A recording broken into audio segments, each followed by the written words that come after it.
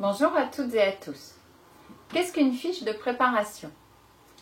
Une fiche de préparation est un outil du professeur des écoles, surtout débutant, qu'il prépare en amont et concerne une séance. C'est un support écrit, réfléchi, qui guide l'enseignant dans le déroulé de sa séance.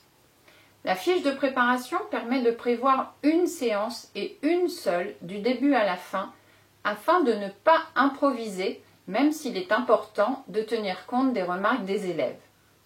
Elle permet surtout de répondre au programme en vigueur et vise précisément un ou deux objectifs à atteindre en fin de séance. Mais alors, pourquoi faut-il réfléchir au contenu de sa séance en amont et faire une fiche de préparation? Parce qu'une séance a une durée courte, de 10-15 minutes en petite section à 1h, 1h30 en CM2, mais la durée varie selon le domaine disciplinaire. Et il faut aller droit au but, sans perdre de temps. Il faut également se référer au programme, précisément, mais aussi au socle commun et d'autres documents officiels. Comme il est impossible de tout connaître par cœur, il faut s'y replonger de manière précise. Il faut également varier dans la même séance l'oral, l'écrit, le déplacement éventuel des élèves, la pédagogie, les supports, les prises de parole, la gestion des élèves, les interactions, votre rôle, la motivation des élèves, etc. Vous devez savoir ce que les élèves savent déjà ou non en vous adaptant à leurs connaissances, à leurs difficultés, prendre en compte des individualités dans le collectif, etc. Il vous faut donc faire des choix que vous serez capable de justifier à un visiteur. Et ces choix sont variables en fonction du domaine disciplinaire, du niveau de classe, du niveau global des élèves, de leurs attitudes, de la semaine, de l'heure dans la journée, de la période, etc. Vous devrez très progressivement, au fil des années, apprendre à faire des séances de différentes manières, à partir d'un même titre de séance et un même niveau. C'est ce qui vous permettra d'innover, d'éliminer des paramètres, de tester.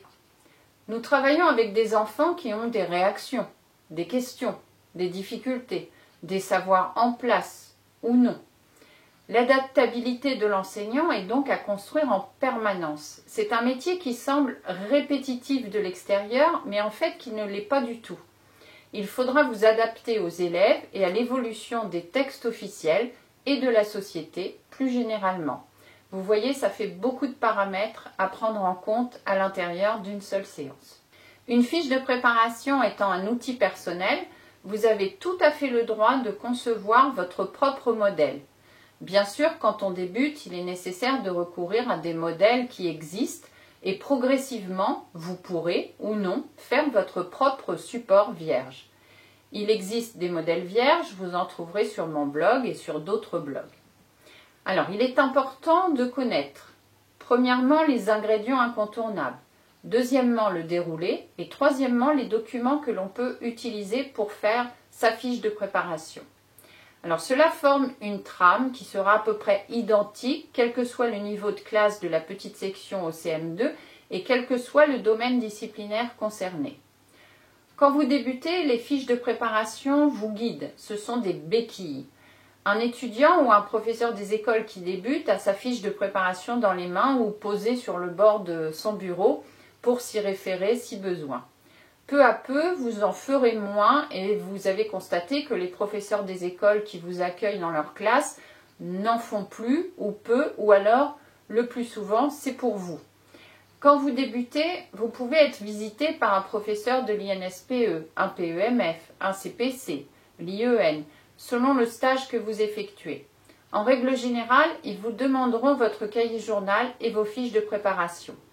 Cela montre que vous avez anticipé, réfléchi à vos séances, mais aussi en cas d'évaluation du stage, si cette évaluation n'est pas satisfaisante, votre travail en amont comptera et sera un point d'appui pour analyser ce qu'il convient de faire évoluer dans votre séance. Voici comment apprendre progressivement à concevoir un modèle de fiche de préparation.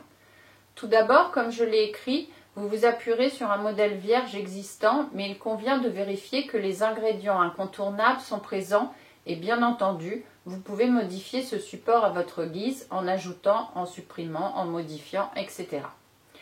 Les éléments qui doivent figurer. Tout d'abord, les indications élémentaires. Bien vérifier que le modèle est en conformité avec les programmes de l'éducation nationale en vigueur, car les domaines disciplinaires peuvent changer d'appellation par exemple. Vous allez donner un titre à votre séance. Vous allez préciser le domaine disciplinaire et éventuellement le sous-domaine, par exemple français, grammaire. Précisez la place de la séance dans la séquence, 1 sur 4. Deux autres incontournables, ce sont les objectifs de la séance et les compétences visées ou les attendus de fin de cycle ou d'année. Donc vous allez préciser le cycle et le niveau de classe, mais aussi le matériel dont vous avez besoin pour cette séance, car il faut le prévoir en amont. Deuxièmement, le déroulement, il s'agit de la séance en elle-même. C'est la partie qui est à bâtir. Donc vous avez plusieurs ingrédients à l'intérieur. Tout d'abord, le temps. C'est l'élément primordial car la durée de votre séance peut aller, on l'a vu, de 10 minutes à 1 heure par exemple. C'est le plus difficile à respecter. Vous ne savez pas combien de choses il faut écrire, prévoir pour que la séance dure 20 minutes par exemple. Ça, c'est une phrase que j'ai souvent entendue en formation initiale. C'est pour cela que la fiche de préparation va vous aider. Et avec de l'expérience, vous n'y penserez plus. Ce sera automatisé, quelle que soit la durée de la séance à réaliser et les élèves concernés. Ça va très vite comme acquisition. Précisez bien les modalités de regroupement. La classe entière, un groupe, etc. Ensuite, vous avez les différentes étapes. En général, une séance se découpe en étapes successives. Vous pouvez indiquer la durée de chaque étape. Cela vous aidera à mieux gérer le temps. Il est souvent recommandé d'écrire au moins la consigne de départ pour qu'elle soit claire pour les élèves et sa reformulation éventuellement. Je conseille souvent d'écrire le ou les rôles de l'enseignant et l'activité des élèves de manière à éviter d'écrire uniquement ce que vous faites vous en tant qu'enseignant et que vous n'anticipiez pas ce que les élèves vont faire ou font. L'important est de penser à ce que les étapes soient différentes dans la forme de manière à ce que les élèves ne restent pas assis à vous écouter.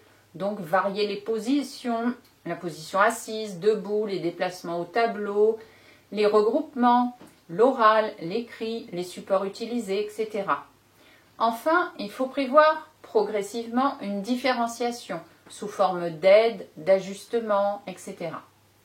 Vous avez aussi le bilan. Il se fera en temps décalé après la séance. Si vous vous êtes visité, le retour du formateur vous aide à analyser la séance.